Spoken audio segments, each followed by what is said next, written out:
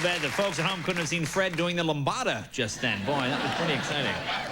Alrighty, my next guest made her motion picture debut at the age of 13 in the film A Little Romance. You've also seen her in The Outsiders, Rumblefish, The Cotton Club. She's currently starring in Vital Signs, her 18th film. And now she's 14. No. This is her first appearance with us. Would you please welcome Diane Lane.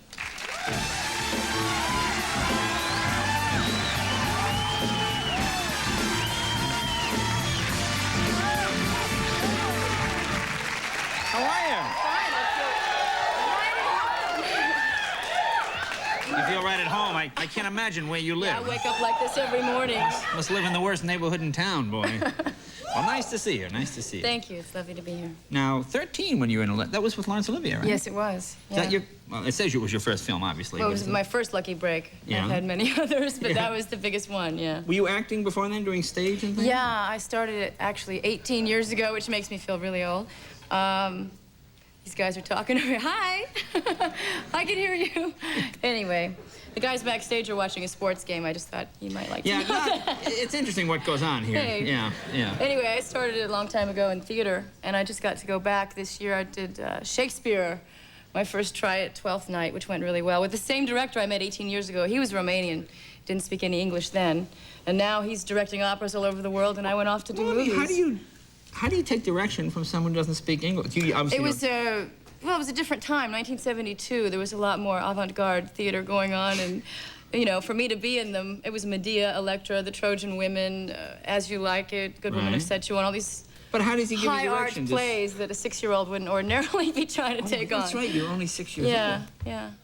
God, you got the bluest eyes. Is this real? I always wanted to touch that. Yes, it is.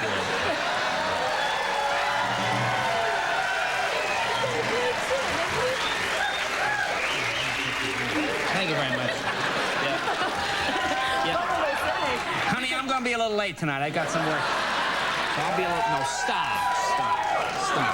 My wedding ring is still on. No, that's right. You're married to Christopher Lambert, is that his name? Lambert. Lambert. How do you say Rutger? Well, what's the French? Is that the French way? In Holland. Is that the French way? Is it Lambert in French? It's Lambert, yeah. Oh, Lambert. Christophe Lambert.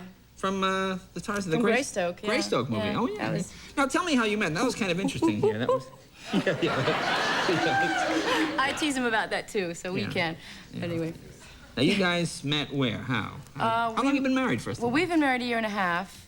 I guess we courted for 9 months, and then we were engaged for 9 months. We did it the proper way. The sort of old-fashioned way. Almost the old-fashioned way. And, thank you. Hey. Yeah, I did it to myself. I deserve that. Anyway, we met doing the tango in Paris. They threw us together to copy the tango scene that I had with Richard Gere. So I met him. I was very sick. I'd been eating all this raw garlic, and I had to tango with him all week to practice for this television show. What a way to get to know somebody. Yeah. It was probably destiny that we got married. And then you decide then and there you were going to get married? Well, I had met him. I mean, I'd met him. I felt like I'd met him. I'd seen his movie, Greystoke. Right. And like 8 million other women, I was kind of gaga about it. Right. So when they said, would I mind doing it, I said, oh, and you want to pay me too? Don't worry, I'll be there. So I was happy to meet him. So you saw the film and what, figured I want to get in touch with this guy? You figured, well, I'll never see him again, and then you just that bumped way. into him. Yeah, well, I was a little aggressive, assertive, whatever about that. I had my agent do me one favor. I called him from Japan, where I had to be at the time, and his movie had been coming out right before mine. Everywhere I went on the tour to promote Cotton Club. Right. And everywhere I went, I kept seeing his picture, and I saw the movie over and over again. It was the only American movie in town, so I said, you got to get me his phone number. And I called him up, and I spoke to this French answering machine, and I said, oh, God, what am I going to say? You know, it's like being on this show. I got 6 minutes. I got to be interesting. I said, well, my name is Diane Lane, and I just want to say that you're wonderful in Greystoke. Bye. You know, I didn't give my number or anything. Oh, did he remember getting the call? I think he did. Oh, well, he would See, when say I met him, that, he didn't speak English, so it was really very interesting. Oh. Lots of charades, trying to explain what I meant by what I was saying. It's pretty obvious. We kept saying the same thing. Actually, I don't think you'll have... There are certain things that I think transcend international... Transcend. You see, that's what I mean. I would do that all the time. Transcend the national barrier. So you met, he didn't speak English, you didn't speak French. Yeah. Well, he learned English, obviously. Yeah, we communicated. Yeah. So how long after that did you get married? Gee, well, we didn't speak for 2 years after that. period of time. And because you're angry just because you couldn't speak. We couldn't speak. Right, We were right. just busy doing our lives, and now we're busy doing our lives, so I'm going to be separated from him now for the next 9 weeks. Really? Yeah, I'm going up to Montreal, and he's in Argentina. Oh, Yeah, that's he's a shooting. tough commute. And I'm shooting, so. Yeah, it is. He speaks French and he goes through that Spanish operator trying to reach somebody in Montreal. Boy, that's going to be tricky. Yes. So did you have a big wedding? Did you do the whole thing? No, he wore blue jeans. You know, I got him to put a shirt with buttons on. That was asking a lot from him. Yeah, it's more than you wore in Tarzan. I'm not going to touch that one. Oh, okay. Now, how about your parents? Did they like him? Did they? Well, they've met, and I've met his parents, but our parents have never actually met. Your parents have never met their parents and his parents in France. Right. I see. So you didn't have the big. No, it was with- at the end of a road trip. I had the U-Haul in the back of the car, and I was moving from one state to another, and my wedding dress had been hanging 1,400 miles. We don't measure it by time when you're on a road trip. And finally, we pulled up in Santa Fe. He'd been sleeping, and I'd been driving. Sun came up, and we pulled up into this hospital parking lot, and he said, "We're here. Where are we?" I said, "We're here. What are we doing in a parking lot?"